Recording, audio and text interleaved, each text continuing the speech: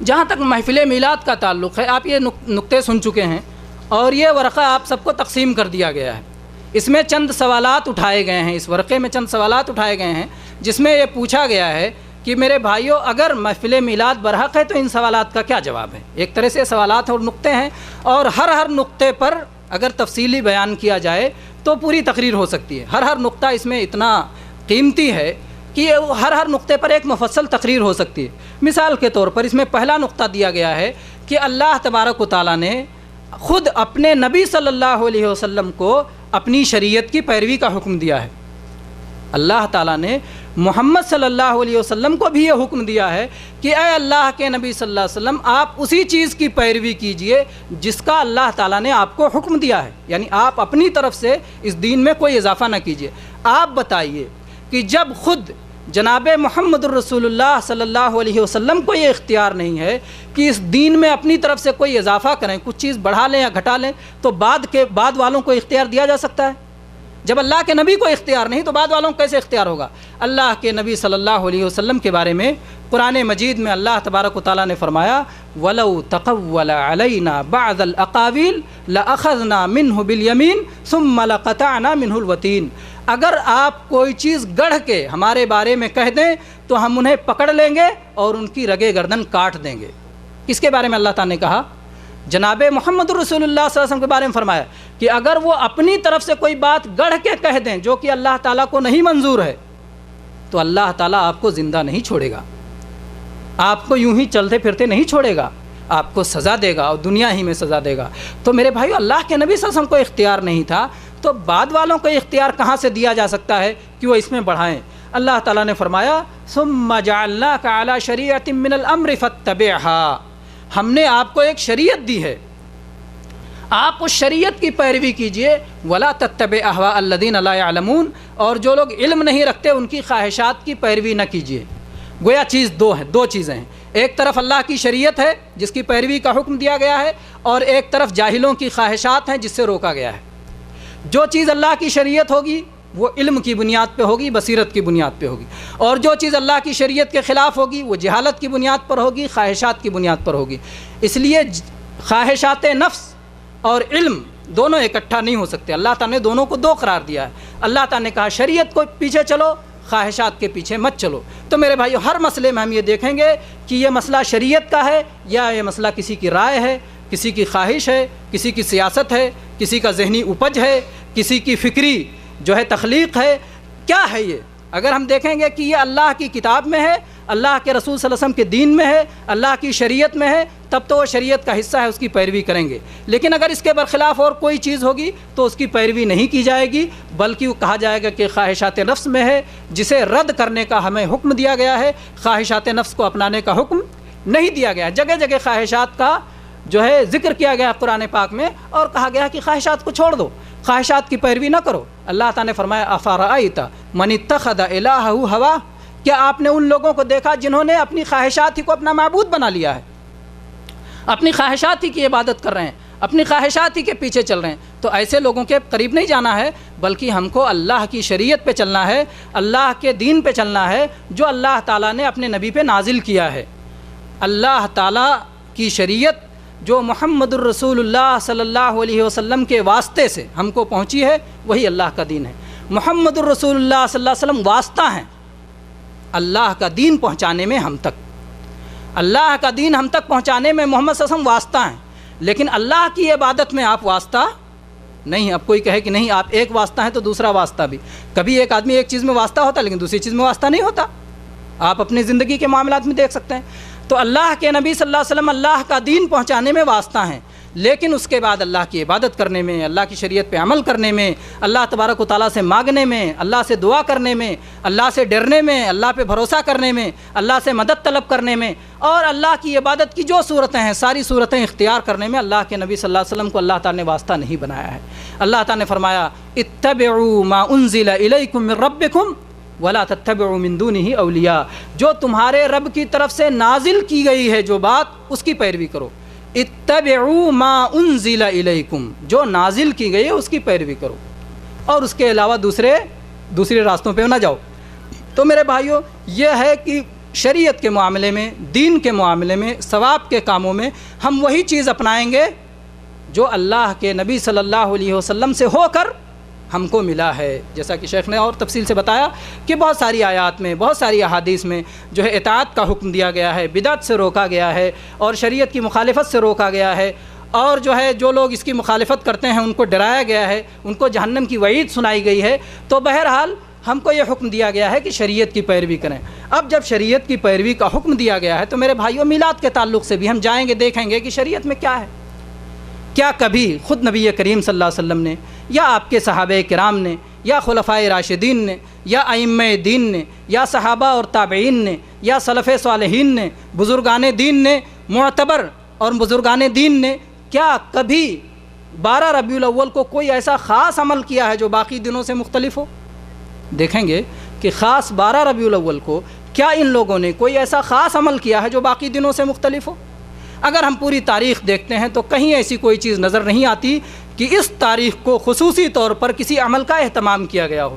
تو ظاہر بات ہے جب اس تاریخ پر خصوصی طور پر کسی عمل کا اہتمام نہیں نظر آتا، اس کا مطلب ہے کہ ان لوگوں نے اس دن کو کوئی اہمیت نہیں دی، اور اس لیے ہمیں بھی اہمیت دینا درست نہیں ہے، کیونکہ نیکی کے وہ لوگ ہم سے زیادہ حریص تھے، ہم سے زیادہ وہ لوگ نیکی کے چاہنے والے تھے، ہم سے زیادہ وہ جو ہے نیکی میں بڑھ چڑھ کے حصہ لینے والے تھے، ہم سے زیادہ وہ رسول اللہ صلی اللہ علیہ وسلم سے اور اللہ تعالیٰ سے محبت کرنے والے تھے، ہم سے زیادہ وہ دین پر چلنے والے تھے، ہم سے زیادہ وہ دین کو سمجھنے والے تھے، ہم سے زیادہ وہ دین کے متبع تھے۔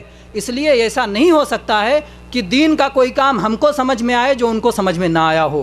اسی لیے امام مالک رحمۃ اللہ علیہ فرمایا کرتے تھے کہ جو صحابہ کرام کے زمانے میں دین نہیں تھا وہ آج دین نہیں ہو سکتا ہے، وہ آج دین نہیں ہو سکتا ہے۔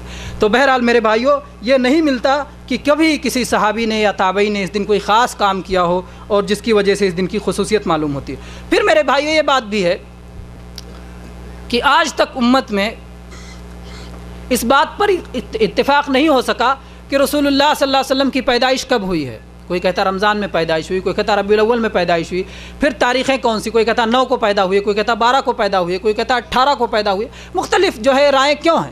یہ رائے اس وجہ سے ہیں کہ اس تاریخ کو محفوظ کرنے کا کوئی اہتمام نہیں کیا گیا۔ اگر اس تاریخ کا کوئی شرعی جو ہے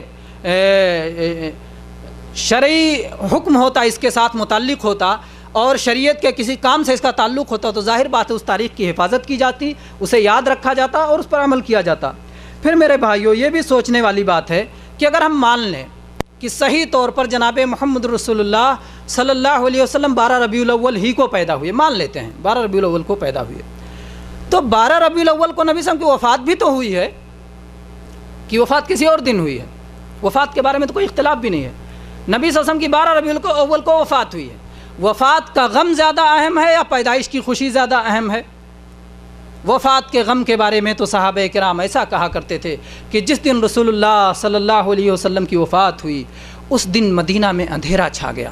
صحابہ کرام کہتے ہیں ہم لوگوں کی حالت ان بکریوں جیسی ہو گئی تھی جو ساون کے مہینے میں ٹھنڈی رات میں جبکہ سخت بارش ہو رہی ہو اور سخت اندھیرا چھایا ہوا ہو، اس وقت ان بکریوں کی جو حالت ہو جاتی ویسی ہو گئی تھی، سہمے سہمے، ڈرے ڈرے، گھبرائے گھبرائے، پریشان حال، کسی کو کچھ سوجھتا نہیں تھا۔ یہاں تک کہ بعض لوگوں کے ہوش و حواس جواب دے چکے تھے، بعض لوگوں کو سلام کیا جاتا تو سلام کا جواب نہیں دے سکتے تھے، اور یہ غم رسول اللہ صلی اللہ علیہ وسلم کی وفات کا غم اتنا شدید تھا، اور اس بات کا احساس خود رسول اکرم صلی اللہ علیہ وسلم کو بھی تھا۔ اس لیے آپ کی بعض احادیث میں، جس کو علماء حدیث نے صحیح قرار دیا ہے، اللہ کے نبی صلی اللہ علیہ وسلم فرمایا ہے کہ جب کسی پر کوئی بڑی مصیبت آئے تو وہ میری وفات کی مصیبت کو یاد کر لے۔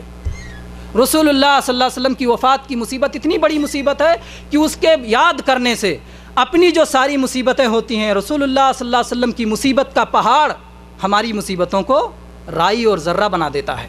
تو میرے بھائی، اتنی بڑی مصیبت ہم اس کو چھوڑ کر کے خوشی میں لگ جائیں، قوالیاں سننے میں لگ جائیں، قمقمے جلانے میں لگ جائیں، لائٹنگ کرنے میں لگ جائیں، اور اس طرح سے دوسری ساری خرافات کرنے میں لگ جائیں اور وفات کا غم بھول جائیں۔ اور بعض لوگ تو میرے بھائیوں کہتے بھی ہیں 12 وفات، کیا بولتے ہیں؟ 12 وفات منانے جا رہے ہیں۔ کوئی کہتا ہے عید میلاد منانے جا رہے ہیں، اور کوئی کہتا 12 وفات منانے جا رہے ہیں. ابھی یہ بھی فیصلہ نہیں ہو پایا کہ 12 وفات منا رہے ہیں کہ عید میلاد منا رہے ہیں. عام طور پر اہل بدعت میں یہ فیصلہ نہیں ہو پایا کرتا ہے. اہل بدعت آپس میں تردد میں رہتے ہیں کہ ہم کر کیا رہے ہیں، ان کو سمجھ میں نہیں آتا. اسی لیے بعض لوگ جب چلہ پہ نکلتے ہیں تو بولو کس لیے جا رہے ہیں؟ تبلیغ کرنے جا رہے ہیں. ارے بھائی تبلیغ کرنے جا رہے ہو تو آپ کو علم ہونا چاہیے نا. تو بول رہے نہیں سیکھنے جا رہے ہیں، سیکھنے جا رہے ہیں. بولے سیکھنے جا رہے ہو تو کسی عالم کے پاس جانا چاہیے نا، کہ نہیں اپنا ایمان بڑھانے جا رہے ہیں. تو ان کو خود نہیں پتہ ہے کہ وہ سیکھنے جا رہے ہیں کہ سکھلانے جا رہے ہیں کہ کیا کرنے جا رہے ہیں. تو اصل میں اہل بدعت جو ہے جب کسی چیز میں لگتے ہیں تو چونکہ وہ کتاب و سنت کی روشنی میں ہے ہی نہیں، وہ بصیرت کی بنیاد پہ ہے ہی نہیں، جبکہ جو رسول اللہ صلی اللہ علیہ وسلم کے متبعین ہوتے ہیں وہ بصیرت کی بنیاد پہ ہوتے ہیں. جیسا کہ اللہ تبارک و تعالیٰ نے قرآن مجید میں ارشاد فرمایا، قل هذه سبیلی ادعو الی اللہ علی بصیرہ، ادعو الی اللہ علی بصیرۃ انا ومن اتبعنی. اے اللہ کے نبی صلی اللہ علیہ وسلم آپ اعلان کر دیجئے، هذه سبیلی، یہ ہمارا راستہ ہے، ہمارا راستہ کلیئر ہے، یہ راستہ ہے ہمارا. ادعو الی اللہ، میں لوگوں کو اللہ کی طرف بلاتا ہوں، اپنی طرف نہیں بلاتا، اپنی ذات کی طرف نہیں، اپنی جماعت کی طرف نہیں، اپنی قوم کی طرف نہیں، اپنی پارٹی کی طرف نہیں، اپنے امام کی طرف نہیں، اپنے امیر کی طرف نہیں، اپنے قبیلے اور خاندان کی طرف نہیں، اپنے ملک کی طرف نہیں. کس کی طرف؟ ادعو الی اللہ، میں لوگوں کو اللہ کی طرف بلاتا ہوں. اور کیسے بلاتا ہوں اللہ کی طرف؟ ایسے نہیں کہ جیسے سمجھ میں آئے بلا لو. علی بصیرۃ انا ومن اتبعنی، میں بھی بصیرت پر ہوں اور میرے پیروکار بھی بصیرت پر ہیں. تو نبی صلی اللہ علیہ وسلم خود اور آپ کے پیروکار یہ بصیرت پہ ہوتے ہیں. بصیرت کس کو کہتے ہیں جانتے ہیں؟ بصارت آپ لوگوں نے سنا ہے. بصارت آنکھ سے دیکھنے کو کہتے ہیں اور بصیرت دل سے دیکھنے کو کہتے ہیں. بصارت آنکھوں کا دیکھنا اور بصیرت دل سے دیکھنا. اور دل سے دیکھنا کیا ہوتا ہے؟ علم، یقین، ایمان، سوجھ بوجھ، اس کا نام بصیرت ہے. تو جو لوگ اللہ کی طرف بلاتے ہیں وہ علم کے ساتھ، ایمان کے ساتھ، یقین کے ساتھ، سوجھ بوجھ کے ساتھ، فہم کے ساتھ، اور اس بات کے ساتھ کہ ہم رسول اللہ صلی اللہ علیہ وسلم کے طریقے پر ہیں، پورے انشراح صدر کے ساتھ. ہمیں شک نہیں ہوتا، ہمیں تردد نہیں ہوتا کہ اپنی بات بدلتے رہیں بار بار، بلکہ ہم پورے یقین کے ساتھ لوگوں کو اللہ کی طرف بلاتے ہیں. تو بہرحال میں کہہ رہا تھا میرے بھائیوں کہ جناب محمد الرسول اللہ صلی اللہ علیہ وسلم کی وفات بھی تو 12 ربیع الاول کو ہے. تو ہم وفات کا غم بھول کر کے خوشی کے جشن میں کیسے لگ جاتے ہیں؟ ہمیں اس پر جو ہے کبھی غور کرنے کی کیا کبھی توفیق ہوئی؟ کبھی غور کرنے کی توفیق ہوئی کہ ہم کیسے پیدائش کی خوشی اور وفات کے غم کو کیسے جمع کریں؟ پھر میرے بھائیوں بھی کچھ وقت ہے نا شیخ. پھر میرے بھائیوں یہ بھی غور کرنے کی چیز ہے کہ رسول اللہ صلی اللہ علیہ وسلم جب پیدا ہوئے تھے تو آپ کو کیا کہا جاتا تھا؟ عبداللہ کے بیٹے محمد. عبداللہ کے بیٹے محمد پیدا ہوئے. اور جب آپ 40 سال کے ہوئے اور جبریل علیہ السلام اللہ کی وحی لے کے آئے تو آپ کے لیے کیا نام آیا؟ اللہ کے رسول محمد. عبداللہ کے بیٹے محمد تھے تو جیسے کوئی ابو طالب کے بیٹے علی تھے یا کسی کے بیٹے کوئی تھے، ویسے آپ بھی انہی لوگوں کے ساتھ تھے. یہ اور بات تھا کہ آپ کے کردار کی وجہ سے، آپ کے اخلاق کی وجہ سے، آپ کی سچائی کی وجہ سے، آپ کی امانت داری کی وجہ سے جو اعلیٰ انسانی اخلاق پائے جاتے ہیں ان کی بنیاد پہ آپ کی تعریف تھی. لیکن اللہ تعالیٰ نے آپ کو کوئی خاص مقام دیا ہو، کوئی خاص مرتبہ دیا ہو. کب سے شروع ہوا؟ نبی بنائے جانے کے بعد سے شروع ہوا، بعثت کے بعد سے شروع ہوا، قرآن پاک کے نزول کے بعد سے شروع ہوا، آپ پر جبریل کے علیہ السلام کے آنے کے بعد سے شروع ہوا. تو یہ وقت اصل میں یہ وقت اس سے زیادہ اہم ہے. پیدائش سے زیادہ اہم کون سا وقت ہے؟ نبی بنائے جانے کا وقت. اور جس کو قرآن پاک میں خاص طور پر اللہ تبارک و تعالیٰ نے کہا ہے کہ یہ اللہ کا اہل ایمان پہ احسان ہے. اللہ تبارک و تعالیٰ نے چنانچہ یہ فرمایا ہے کہ لقد من اللہ علی المؤمنین اذ بعث فیہم رسولا من انفسہم. اللہ تعالیٰ نے اہل ایمان پہ احسان کیا جب انہی میں سے ایک شخص کو اپنا رسول بنایا. تو یہ اللہ کا احسان تھا اور یہ وقت اس سے زیادہ قیمتی اور اس سے زیادہ اہم تھا پیدائش سے زیادہ. تو اگر میرے بھائیو جشن ہی کسی دن بنانا ہوتا تو وہ پیدائش کے دن سے زیادہ نبی بنائے جانے والا دن یا رسول بنایا جانے والا دن زیادہ اہم تھا کہ اس دن کو جو ہے جشن کا دن مانا جاتا. لیکن آپ جانتے ہیں کہ نبی بنائے والے جشن نبوت یا جشن یوم نبوت کہیں منایا جاتا ہے؟ کوئی مناتا ہے؟ ہو سکتا ہے کچھ لوگوں کو سمجھ میں آ جائے کہیں چلو ایک جشن اور بڑھا لیتے ہیں. کچھ لوگوں کو تو کام ہی کیا ہے، ارے یہ نہیں تھا یہ بھی منا لیں گے، کیا بات ہے. کہہ دیں گے ایک جشن منا لو پیدائش کا، پھر ایک جشن منا لو جوانی کا، پھر ایک جشن منا لو جو ہے نبی بنائے جانے کا، پھر ایک جشن منا لو معراج کا، پھر ایک جشن منا لو خدیجہ رضی اللہ عنہا کی شادی کا، پھر فلاں بیوی سے شادی کا 11 بیویاں ہوئی، ہر شادی پہ ایک جشن منا لو، اور پھر اس کے بعد میں جو ہے آپ کی برسی منا لو، اور اس کے بعد میں پھر آپ جو فتوحات جو فتح بدر کا جو فتح ہوا اس پہ جشن منا لو، پھر جب فتح مکہ کیا گیا اس پہ جشن منا لو، پھر جب آپ نے حجۃ الوداع کیا تو اس پہ جشن منا لو۔ رسول اللہ صلی اللہ علیہ وسلم کی زندگی میں جب خاص فتوحات آئے، جب بعض بادشاہوں نے تحفے بھیجے اس موقع پر جشن منا لو، جب کوئی قبیلہ آیا اور بلا کسی محنت کے بلا کسی لڑائی کے پورا قبیلہ ایک ساتھ مسلمان ہو گیا، یہ خوشی کا دن تھا، اس پہ جشن منا لو، تو جشن کی پھر کمی نہیں رہ جائے گی، اور پھر جو ہے حلوہ کھانے کے لیے اور گوشت کھانے کے لیے بہت سارے مواقع بن جائیں گے۔ تو بہرحال جو ہے کچھ لوگ اس طرح کے مواقع تلاش کرتے رہتے ہیں، جبکہ حقیقت یہ ہے کہ اللہ کا دین وہ ہے جو اللہ تبارک و تعالیٰ نے اپنے نبی محمد الرسول اللہ صلی اللہ علیہ وسلم کے واسطے سے ہم پر نازل کیا ہے، اور اگر میلاد منانا یہ اللہ کے دین کا حصہ ہوتا تو اللہ تعالیٰ نے اسے بھی ضرور نازل کیا ہوتا، اور نبی کریم صلی اللہ علیہ وسلم نے خود اور آپ کے صحابہ کرام نے بھی اس پر عمل کیا ہوتا۔ تو میرے بھائیوں، آپ جانتے ہیں کہ باقی کوئی جشن جو ہے کوئی جشن ثابت کرنے کے لیے کوئی دلیل بھی نہیں دیتا اور نہ کوئی اس طرح کی بات کرتا ہے۔ پھر میرے بھائیوں یہ بھی ہم دیکھتے ہیں، ایک نقطہ اس پہ بھی غور کرتے ہیں کہ بہت ساری قومیں جیسے کہ عیسیٰ علیہ السلام کو ماننے والے جن کو نصرانی کہا جاتا ہے، یا وہ لوگ اپنے آپ کو عیسائی کہتے ہیں جبکہ وہ عیسیٰ علیہ السلام کے طریقے پہ چلنے والے نہیں، اس لیے عیسائی کہنا ان کو درست نہیں ہے، وہ لوگ صلیب پرست ہیں، وہ نصرانی ہیں۔ تو صلیب پرست اور نصرانی یہ عیسیٰ علیہ السلام کا برتھ ڈے مناتے ہیں، اور اسی طرح سے بہت ساری قومیں جب سے ہمارے ہندوستان میں ہندو اپنے رام کا جنم دن مناتے ہیں، جنم اشٹمی مناتے ہیں۔ بہت سارے مسلمان اسی کو دلیل بناتے ہیں، کیا کہتے ہیں؟ ارے ساری قومیں اپنے بڑوں کا دن منائیں، جشن منائیں، ہم لوگ نہ منائیں، وہ اس کو دلیل بناتے ہیں، جبکہ یہ خود ان کے خلاف دلیل ہے، یہ ان کی دلیل نہیں ہے بلکہ یہ ان کے خلاف دلیل ہے۔ کیسے؟ جناب محمد الرسول اللہ صلی اللہ علیہ وسلم نے فرمایا ہے کہ تم لوگ پچھلی امتوں کی پیروی کرو گے، جیسے ایک جوتا دوسرے جوتے کی سیدھ میں ہوتا ہے ویسے تم بھی انہی جیسے چلنے کی کوشش کرو گے۔ وہ لوگ 71 اور 72 فرقے میں بٹے تو تم لوگ 73 فرقوں میں بٹ جاؤ گے، اور اللہ کے نبی صلی اللہ علیہ وسلم نے ان کی پیروی سے منع کیا، اور آپ نے تحذیراً ڈراتے ہوئے یہ بھی کہا من تشبہ بقوم فہو منہم، جو کسی قوم کا طریقہ اختیار کرے اس کا انجام بھی انہی کے ساتھ ہوگا۔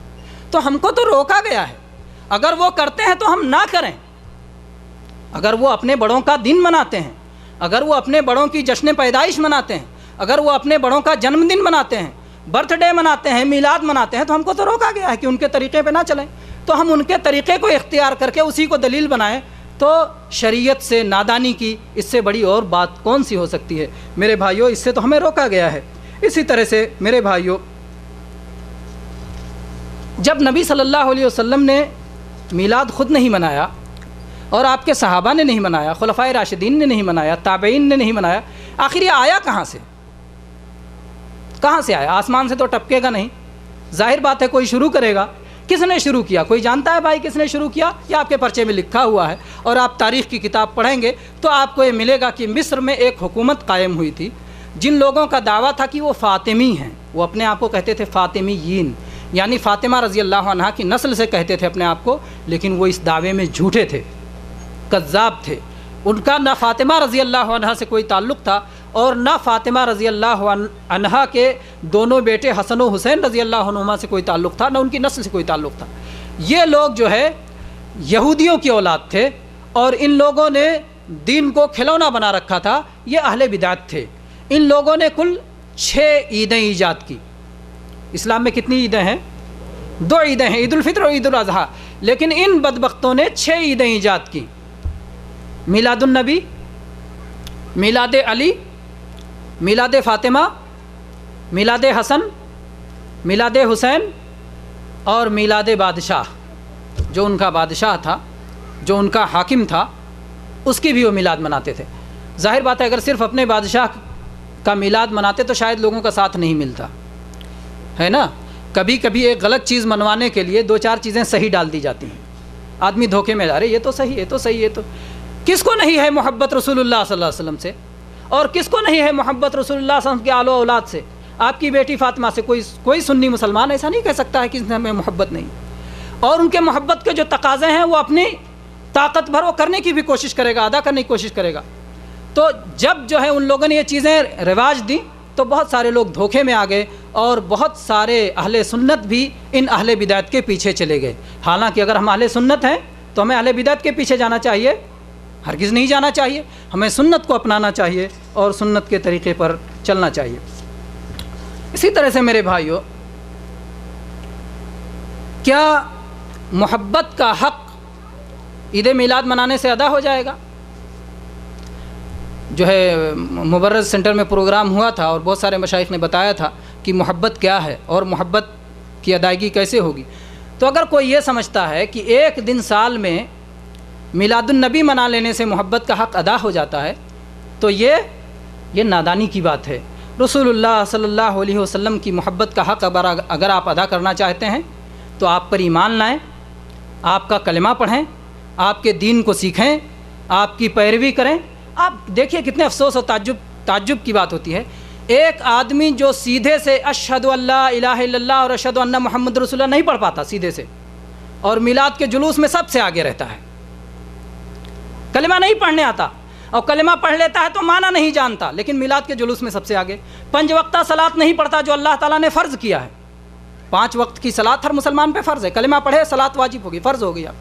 5 وقت کی صلاۃ نہیں پڑھتا لیکن میلاد النبی کے جلوس میں سب سے آگے رہتا ہے، دن بھر لگاتا ہے اس میں، بلکہ کئی دن تیاریوں میں بھی لگا رہتا ہے۔ فرض زکوٰۃ ادا نہیں کرتا، اللہ نے اسے مال دیا ہے، وہ زکوٰۃ ادا کر سکتا ہے، لیکن فرض زکوٰۃ ادا نہیں کرتا، لیکن اپنی گاڑی، اپنی کار، اپنا ٹریکٹر، اپنا ٹرک اور ساری چیزیں سب وقف کر دیتا ہے میلاد النبی کے جلوس کے لیے، سب کو لے جاتا ہے، جو ہے عورتوں مردوں کا بے پردہ میل جول بھی ہوتا ہے اس میں، سب لے کے جاتا ہے، وہاں پہنچ جاتا ہے اور یہ سمجھتا ہے کہ نبی صلی اللہ علیہ وسلم کی محبت کا حق ادا کرا۔ اصل میں کیا ہوتا ہے، جب دین سے صحیح رشتہ کمزور پڑ جاتا ہے تو ہم لوگ چاہتے ہیں کچھ رسمیں ایجاد کر لیں اور ان رسموں کو پکڑ کے دیندار بنے رہیں، ہے نا؟ جب صحیح دین سے رشتہ کمزور پڑ جاتا ہے تو ہم کچھ رسمیں ایجاد کر لیتے ہیں اور انہی رسموں کو پکڑ کے دیندار بنے رہتے ہیں، نہ 5 وقتہ صلاۃ پڑھیں گے، نہ فرض زکوٰۃ ادا کریں گے، نہ صوم رمضان کی پابندی کریں گے، نہ جو ہے طاقت رہے گی اس کے باوجود حج نہیں کرنے آئیں گے، اور بہت ساری چیزیں جو اللہ کے فرائض اور حدود ہیں ان کی پابندی نہیں کریں گے، اور میلاد کی مجلس میں آگے بڑھے رہیں گے، شبرات کا حلوہ جو ہے بانٹنے میں، شب برات کے حلوے میں آگے رہیں گے، اور دوسری چیزوں میں آگے رہیں گے، اور اس طرح سے سب سے بڑے دیندار بنے رہیں گے۔ ارے فلاں صاحب نے تو اپنی ساری گاڑی اور فلاں اپنی ساری چیزیں لگا دی تھیں اور سب سے بڑا چندہ دیا تھا، ممبر سے اعلان ہوگا، لاؤڈ اسپیکر سے اعلان ہوگا، اور جو ہے ٹرک پہ جو لوگ کھڑے ہو کے وہاں سے اعلان کریں گے، دنیا بھر کے اعلانات آئیں گے اور کہیں گے کہ بھائی وہ تو بہت بڑے دیندار ہیں۔ حالانکہ اصل دین جو ہے جس کو اللہ تعالیٰ نے اپنے نبی صلی اللہ علیہ وسلم پر نازل کیا ہے، اس دین سے اس آدمی کا کوئی تعلق نہیں رہتا ہے۔ اگر واقعی اسے اللہ سے محبت ہے، اسے رسول اللہ صلی اللہ علیہ وسلم سے محبت ہے، تو اللہ کے دین کو سیکھنا چاہیے اور اس پر عمل کرنا چاہیے۔ پھر میرے بھائیوں، کچھ لوگ یہ بات بھی کہتے ہیں کہ ہم رسول اللہ صلی اللہ علیہ وسلم کی پیدائش کا دن اس لیے مناتے ہیں تاکہ یہ یادگار رہے، لوگ بھول نہ جائیں۔ آپ کیا سمجھتے ہیں کہ اللہ تعالیٰ نے اپنے نبی صلی اللہ علیہ وسلم کی یادگاریں نہیں بنائی ہیں اور لوگ نبی صلی اللہ علیہ وسلم کو ایسے ہی بھول جانے والے ہیں؟ اللہ تبارک و تعالیٰ تو فرماتا ہے وَرَفَعْنَا لَكَ ذِكْرَكَ، اے اللہ کے نبی ہم نے آپ کا ذکر بلند کر دیا ہے، یعنی ہم نے آپ کی اتنی یادگار قائم کر دی ہیں کہ بھولنے کا سوال ہی نہیں ہوتا۔ اذان ہوتی ہے، مؤذن کہتا ہے اشہد ان لا الہ الا اللہ، اس کے بعد کیا کہتا ہے؟ اشہد ان محمد رسول اللہ، اشہد ان محمد رسول اللہ، آپ کا نام بھی پکارا گیا محمد، آپ کا پیغام بھی بتایا گیا کہ آپ اللہ کی عبادت کو اس دنیا میں قائم کرنے کے لیے آئے تھے اشہد ان لا الہ الا اللہ کے ذریعے، اور آپ کا مقام بھی بتایا گیا کہ آپ اللہ کے رسول ہیں اشہد ان محمد۔ تو آپ کے نام کا بھی اعلان ہوتا ہے، آپ کے مقام کا بھی اعلان ہوتا ہے، آپ کے پیغام کا بھی اعلان ہوتا ہے، کون بھلائے گا آپ کو؟ اور ایسا نہیں، آپ غور کریں میرے بھائیوں، تو 24 گھنٹے میں کوئی وقت ایسا نہیں ہے کہ جس وقت دنیا کے کسی کونے میں اذان نہ ہو رہی ہو۔ آپ دیکھتے ہیں دنیا زمین گول ہے اور مختلف جگہوں پر مختلف آبادیاں ہیں، مختلف جگہوں پر مختلف آبادیاں ہیں۔ جب ایک جگہ وقت صلاۃ کا وقت سورج کے حساب سے ہے، ایک جگہ جو ہے صلاۃ کا وقت ختم ہو جاتا ہے، دوسری جگہ شروع ہوتا ہے، دوسری جگہ ختم ہوتا ہے، تیسری جگہ شروع ہوتا ہے، تیسری جگہ चौथी जगह शुरू होता है। इसीलिए मोबाइल फ़ोन करते हुए आप एहतियात करते हैं, अरे यार वहाँ सलात तो नहीं हो रही, इस वक्त आप मक्का फ़ोन करना चाह रहे हैं, मक्का में सलात तो नहीं हो रही, तो यहाँ सलात ख़त्म हो जाती है और वहाँ सलात हो रही होती है, वहाँ सलात ख़त्म हो जाए दूसरी जगह हो रही होती है। तो इस तरह से 24 घंटे में कोई भी वक्त ऐसा नहीं है जबकि दुनिया के किसी न किसी कोने में अजान न हो रही हो और अशहदु अन्ना मुहम्मद रसूलुल्लाह का ऐलान न किया जा रहा हो। ऐसा नबी कि दिन भर में 5 मरतबा मस्जिद के मीनारों से, बल्कि दिन के 24 घंटे में हर वक्त जिसका नाम बुलंद आवाज़ में पुकारा जा रहा हो, साल में एक दिन उसका यादगार मना के उसकी यादगार आप बनाना चाहते हैं, ये तो नाकदरी है, ये तो नाकदरी है। और फिर सिर्फ अजान में नहीं मेरे भाइयों, अजान के बाद फिर इकामत भी तो होती है, इकामत में भी आपका नाम लेते हैं। खुतबा में जब खतीब खुतबा देने के लिए चढ़ता है उसमें भी नाम लेते हैं। आप सलाह पढ़ते हैं, सलाह में तहियात में बैठते हैं, तशहुद में बैठते हैं, अस्सलामु अलैका अय्युहन नबी व रहमतुल्लाहि व बरकातुहू, आप तहियात में पढ़ते हैं। फिर अशहदु अल्ला इलाहा इल्लल्लाह अशहदु अन्ना मुहम्मद रसूलुल्लाह पढ़ते हैं। फिर दरूद भेजते हैं, अल्लाहुम्मा सल्लि अला मुहम्मदिन व अला आलि मुहम्मदिन कमा सल्लैता अला इब्राहीम व अला आलि इब्राहीम इन्नका हमीदुम मजीद, अल्लाहुम्मा बारिक अला मुहम्मदिन व अला आलि मुहम्मदिन कमा बारकता अला इब्राहीम व अला आलि इब्राहीम इन्नका हमीदुम मजीद। फिर मेरे भाइयों एक सवाल दरमियानी में आ गया, इसी से मुताल्लिक़ है। किसी भाई ने लिखा है, अल्लाह के रसूल सल्लल्लाहु अलैहि वसल्लम की तारीफ़ कैसे करें, क्या मुशायरे के ज़रिए तारीफ़ नहीं की जाती, तो क्या महफ़िल मिलाद में ये चीज़ें नहीं हैं? ये सवाल 1 माह का है, बराए करम वजाहत करें। ख़ुद आपने लिख दिया कि 1 माह का है, यानी 1 माह तक इस पर बयान किया जा सकता है, ये ऐसा सवाल है और चंद मिनट में आप उसका जवाब चाहते हैं। मुशायरे देखिए, नबी सल्लल्लाहु अलैहि वसल्लम की तारीफ़ करना शेरों के ज़रिए मना नहीं है, ये आप मसला सुन लें। रसूलुल्लाह सल्लल्लाहु अलैहि वसल्लम के शायर सहाबे किराम थे, हस्सान इब्न साबित रज़ी अल्लाह अन्हु आपके शायर थे, और दूसरे सहाबे किराम जो है बहुत सारे जो आप शायरी करते थे, और अल्लाह के नबी सल्लल्लाहु अलैहि वसल्लम ने उनको मना नहीं किया। अलबत्ता अगर शायरी में बालिग समझ बूझ वाला मुकल्लफ शख्स गलती करे उसे रोका जाएगा, और गैर मुकल्लफ भी गलती करे तो उसे भी रोका जाएगा। मुकल्लफ मैंने इसलिए कह दिया ताकि ये जाने कि जो गैर मुकल्लफ को भी रोका जाएगा। नबी सल्लल्लाहु अलैहि वसल्लम एक बार एक शादी में गए थे, कुछ बच्चियाँ अशार पढ़ रही थीं। एक बच्ची उसमें कहती है, वफ़ीना नबियुन यअलमु मा फ़ी गदी, हमारे अंदर एक ऐसे नबी हैं जो कल की बात जानते हैं। अल्लाह के नबी साहब ने सुन के गवारा कर लिया? नहीं, आप अल्लाह के नबी थे, नाहक पे आप चुप नहीं रह सकते थे। अगर किसी बात पे आप चुप रहें वो बात हक है, इसी को कहते हैं हदीस तकरीरी। आप नाहक पे चुप नहीं रह सकते थे। जैसे ही उस बच्ची ने यह शेर पढ़ा, जबकि वो बच्ची थी, गैर मुकल्लफ थी, नाबालिग थी, छोटे बच्चों के लिए बहुत सारी चीज़ें माफ़ होती हैं, लेकिन अल्लाह के नबी सल्लल्लाहु अलैहि वसल्लम ने अक़ीदा में ख़राबी बर्दाश्त नहीं की। शेर में बहुत सारी चीज़ें गवारा कर ली जाती हैं जबकि नस्र में गवारा नहीं की जाती हैं, लेकिन शेर होने के बावजूद, गैर मुकल्लफ की तरफ से पढ़े जाने के बावजूद अल्लाह के नबी सल्लल्लाहु अलैहि वसल्लम ने बर्दाश्त नहीं किया और फ़ौरन कहा, दई हादा वक़ूली मा कुंती तक़ूलीन, इसको छोड़ो, इसको छोड़ो, और बकिया जो शेर पढ़ रही थी पढ़ते जाओ। तो शेर पढ़ो, मुशायरों में पढ़ो, मुशायरे शायरात हो तो मेरे भाई मत जाओ। शायरात बरहना, बेपर्दा और गंदे अशार और फहश पर उभारने वाले अशार और जो है जज्बात को बरंगेख्ता करने वाले अशार लेकर के आती हैं, उसमें मत जाओ। उन मुशायरों में शिरकत मत करो जिसमें शायरात होती हैं। बल्कि आज तो लोग कहते हैं यार शायरात को नहीं बुलाओ, मुशायरा कामयाबी नहीं होगा, तो मुशायरात को बढ़ चढ़ के आगे जाते हैं। नहीं, मुशायरे शायरात हो आप शिरकत ना करें, शायरों का मुशायरा है आप जाएँ।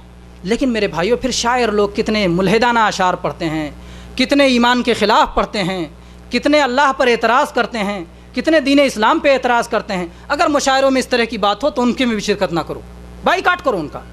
जब सही बात कहें तो सुनो, गलत बात कहें मत सुनो। अल्लाह के नबी सल्लल्लाहु अलैहि वसल्लम का यही तरीक़ा था और अहले हक़ अहले जुरात का यही तरीक़ा होना चाहिए। तो मुशायरे में अगर अल्लाह के नबी की तारीफ़ होती है और सही तौर पर तारीफ़ होती है तो काबिल कबूल है, और अगर गलत तारीफ़ होती है तो उसे रद्द कर दिया जाएगा। तो महफिल मिलाद में अगर सही तारीफ़ हो तो काबिल कबूल है, और अगर गलत तारीफ़ हो तो उसे रद्द कर दिया जाएगा। कव्वाली में अगर सही तारीफ़ है तो काबिल कबूल, और अगर गलत तारीफ़ है तो उसे रद्द कर दिया जाएगा। नात शरीफ में अगर सही तारीफ़ है तो काबिल कबूल, और अगर गलत तारीफ़ है, हद से तजावुज़ है या आपकी शान में गुस्ताखी की गई है तो उसे रद्द कर दिया जाएगा। ये कहीं भी हो, किसी भी कलाम में हो, तकरीर में हो, नस्र में हो, नज़्म में हो, कहीं भी हो, अगर हद के अंदर है, उस मकाम के अंदर है जो अल्लाह ताला ने आपको मकाम दिया है, काबिल कबूल। अगर उसके ख़िलाफ़ है या तजावुज़ कर दिया जाए, हद से ऊपर बढ़ा दिया जाए या गुस्ताखी की जाए, दोनों नाकाबिल कबूल है। نہ گستاخی قابل قبول اور نہ حد سے تجاوز قابل قبول، صرف وہ قبول ہے جو اللہ تعالیٰ کو قبول ہے۔ جیسا کہ جناب محمد الرسول اللہ صلی اللہ علیہ وسلم کا طریقہ تھا کہ آپ فرماتے تھے، آپ کے جب بیٹے ابراہیم علیہ السلام کا انتقال ہو گیا تو آپ نے کیا کہا؟ القلب یحزن والعین تدمع وَإِنَّا بِفِرَاقِكَ يَا إِبْرَاهِيمُ لَمَحْزُنُونَ وَلَا نَقُولُ إِلَّا مَا يَرْضَى رَبُّنَا۔ آپ نے کہا کہ دل میں غم ہے، آنکھوں سے آنسو بہہ رہے ہیں، ابراہیم تمہاری جدائی پہ ہمیں سخت تکلیف ہے، لیکن ہم زبان سے وہی بات کہیں گے جس سے ہمارا رب راضی ہوتا ہے، جو رب کی رضا کے خلاف ہو وہ زبان سے ہم کہہ نہیں سکتے۔ تو میرے بھائیوں، اگر قوالیوں میں، اشعار میں اگر ایسی باتیں کی جائیں جو رسول اللہ صلی اللہ علیہ وسلم کے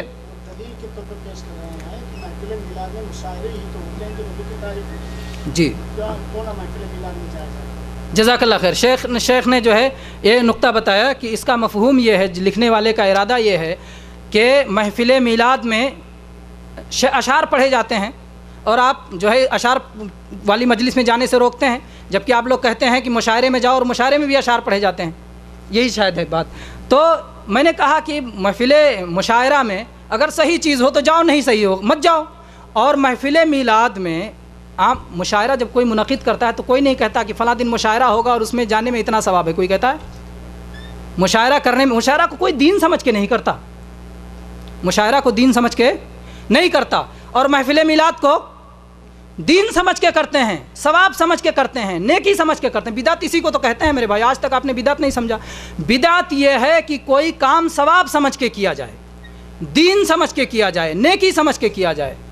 اگر ثواب اور دین اور نیکی سمجھ کے آپ کرتے ہو تو اللہ اور اللہ کے رسول کی دلیل پیش کرو، اور اگر ایسے ہی عام سماجی بات کرتے ہو، کہتے ہو دین کا کوئی حصہ نہیں ہے، تو ٹھیک ہے، پھر اسے کون روکے گا؟ دین کے خلاف جو بات ہوگی اس سے روکا جائے گا، اور جس کو دین سمجھ کے کیا جائے اس کا دین سے ثبوت ہونا ضروری ہے۔ البتہ ایک چیز ہے، بعض گاؤں ایسے پائے جاتے ہیں، بعض جگہیں بستیاں ایسی پائی جاتی ہیں جہاں کے مسلمان اسلام کے بارے میں صرف ایک چیز جانتے ہیں، سال میں میلاد منا لینا کبھی کبھی۔ وہ صرف 12 ربیع الاول ہی کو نہیں مناتے، جب بھی انہیں کوئی دینی مجلس کرنی ہوتی ہے تو کہتے ہیں چلو میلاد شریف ہے نا، جب بھی دینی مجلس کرنی ہوتی ہے، سال کے جس مہینے میں بھی کرنا ہو، رمضان میں بھی کریں گے تو کہیں گے چلو میلاد شریف کرتے ہیں۔ تو اگر کہیں اس طرح کی صورتحال ہو اور وہاں آپ اچھے انداز میں اپنی دعوت پہنچانا چاہتے ہیں، اگر آپ کہہ دیں گے کہ میلاد شریف نہ مناؤ تو مجلسیں بند ہو جائیں گی، ہے نا۔ آپ اسی مجلس کو خیر کے لیے استعمال کریں جو کہ 12 ربیع الاول کے دن نہیں قائم ہوئی ہے نا، 12 ربیع الاول کے دن نہیں قائم ہوئی ہے، بلکہ وہ کسی اور دن، وہ بیچارہ اسلام کے بارے میں صرف یہی جانتا ہے کہ جو مسلمان ہو اسے کبھی نہ کبھی میلاد شریف پڑھنا چاہیے۔ جیسے ہندو سمجھتے ہیں کہ جیسے اگر کوئی ہندو ہے تو زندگی میں کبھی نہ کبھی اسے کتھا پڑھوانا چاہیے، ہے نا، کبھی کتھا پڑھوانا چاہیے، تو وہ لوگ جمع کر کے اپنے پنڈت کو لا کے کتھا پڑھواتے ہیں۔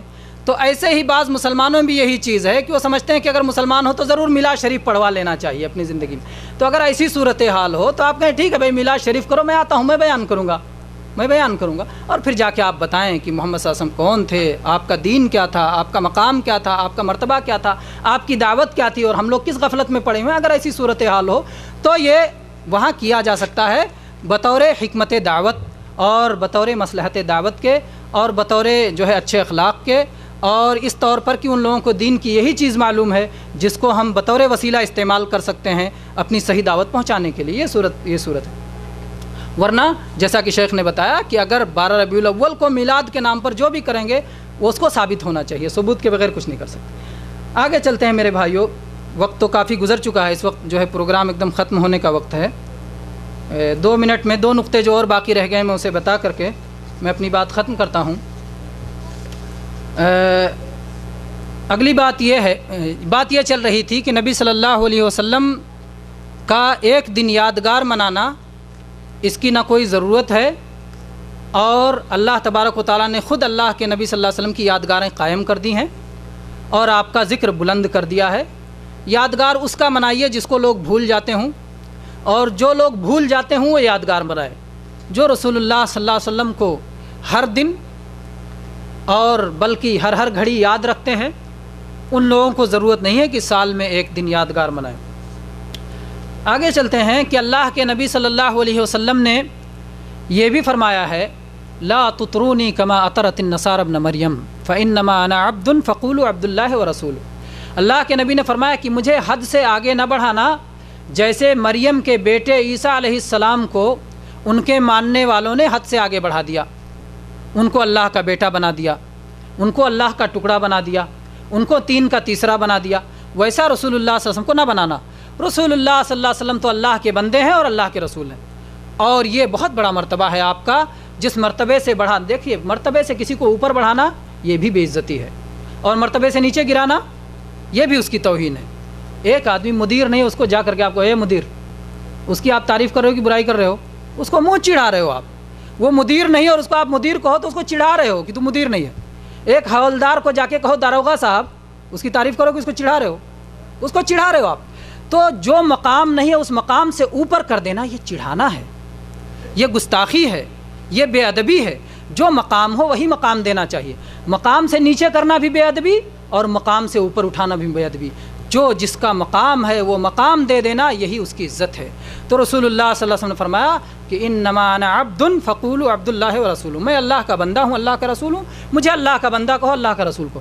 میرے بھائیو، پھر رسول اللہ صلی اللہ علیہ وسلم کی ذاتی صفات کا، ذاتی اوصاف کا، جیسے یہ بیان کرنا کہ آپ کے بال بڑے خوبصورت تھے، آپ کا چہرہ چاند جیسا تھا، آپ کا شباب بڑا بھرپور تھا، آپ کا بدن بہت قوی تھا، اور اسی طرح سے آپ بڑے بہادر تھے، اور آپ کا سرما ایسا تھا، اور آپ کی پگڑی ایسی تھی، اور آپ کا جبہ ایسا تھا، اور آپ کی چال ایسی تھی، اور وغیرہ وغیرہ جو آپ کے اخلاق اور اوصاف تھے، یا وہ خلقی ہوں یا خلقی ہوں یا خلقی ہوں، کیسے بھی ہوں، جو اسلاف آپ کے اوصاف تھے اس کو بیان کرنا، آپ کی سچائی کو بیان کرنا، آپ کی امانت داری کو بیان کرنا، یہ تو کتنے غیر مسلم بھی کرتے ہیں. آپ نے سنا ہے جو ہے عبد المطلب کا وہ شعر جس میں انہوں نے نبی صلی اللہ علیہ وسلم کے بارے میں فرمایا وَأَبْيَضُ يُسْتَسْقَى الْغَمَامُ بِوَجْهِهِ سِمَالُ الْيَتَامَى عِصْمَةٌ لِلْأَرَامِلِ. وہ سفید، وہ گورا چٹا کہ جس کے چہرے کے وسیلے سے لوگ بارش مانگتے ہیں. یہ کس کا شعر ہے؟ عبد المطلب کا. عبد المطلب کا، یہ اسلام نہیں لائے تھے. وہ کہتے ہیں وہ گورا چٹا جس کے چہرے کو دیکھ کر کے لوگ بارش مانگتے ہیں.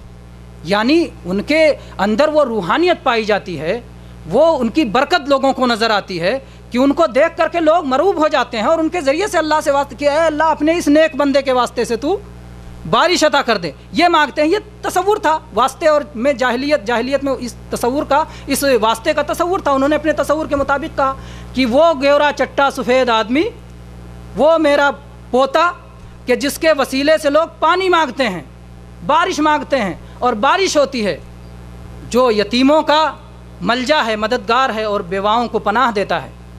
تو کیا عبد المطلب کو یہ کہہ دیں گے کہ اس شعر کی وجہ سے کہ نبی صلی اللہ علیہ وسلم کی تعریف میں کہ انہوں نے جو ہے جنت کا کوئی حصہ ان کو مل گیا، اس کی وجہ سے نہیں ہو سکتا ہے. اس طرح سے کتنے غیر مسلم ہیں، کتنے غیر مسلم ہیں جو کہ نبی صلی اللہ علیہ وسلم کی بڑی تعریفیں کرتے ہیں. لیکن یہ تعریفیں کب کارآمد ہوں گی؟ جب رسول اللہ صلی اللہ علیہ وسلم کی تعریف جو ہے آپ کی صحیح تعریف ہو. اور خود اللہ تعالیٰ نے قرآن مجید میں تو یہ بھی فرمایا ہے کفار کے تعلق سے انہم لا یکذبونک ولکن الظالمین بآیات اللہ یجحدون، کہ اے اللہ کے نبی صلی اللہ علیہ وسلم یہ کافر یہ آپ کو جھوٹا نہیں کہتے، لا یکذبونک یہ آپ کو جھوٹا نہیں کہتے، ولکن الظالمین بآیات اللہ یجحدون، لیکن یہ ظالم یہ اللہ کی آیتوں کو جھٹلاتے ہیں، یہ قرآن کو جھٹلاتے ہیں، یہ آپ کے دین کو جھٹلاتے ہیں، یہ آپ کی شریعت کو جھٹلاتے ہیں. تو رسول اللہ صلی اللہ علیہ وسلم کی تعریف صرف کرتے رہنا اور آپ کے دین کو نہ اپنانا، آپ کی شریعت کو نہ اپنانا، یہ انہی کفار کے طریقے پہ چلنا ہے. تو ایک اہل سنت کو، ایک مسلمان کو جو ہے ہمیشہ اہل ایمان کے طریقے پر اور رسول اللہ صلی اللہ علیہ وسلم کے طریقے پر چلنا چاہیے. بہرحال میرے بھائیو، آگے بھی چند نکات ہیں جو آپ کے پاس موجود ہے کہ میلاد کی مجلسوں میں بہت ساری برائیاں ہوتی ہیں، ناقابل بیان ہیں، جو ہے مرد اور عورتیں بے پردہ ملتی جلتی ہے. اسی طرح سے فضول خرچی ہوتی ہے، ریا اور نمود کا جو ہے لوگوں کو موقع ہوتا ہے. اسی طرح سے اس سے بھی بڑی بات کہ اس میں جھوٹی حدیثیں سنائی جاتی ہیں، جھوٹے قصے سنائے جاتے ہیں. اور اس سب سے بڑی بات جو کیا ہوتی ہے، ان مجلسوں میں شرک ہوتا ہے. ان مجلسوں میں شرک ہوتا ہے. بہت ساری مجلسوں میں یہ تصور ہوتا ہے کہ رسول اللہ صلی اللہ علیہ وسلم سب کچھ دیکھ رہے ہیں، سب کچھ سن رہے ہیں اور اس مجلس میں حاضر ہیں. تو یہ تو شرک ہے. اللہ کا حق رسول اللہ صلی اللہ علیہ وسلم کو آپ نے دے دیا.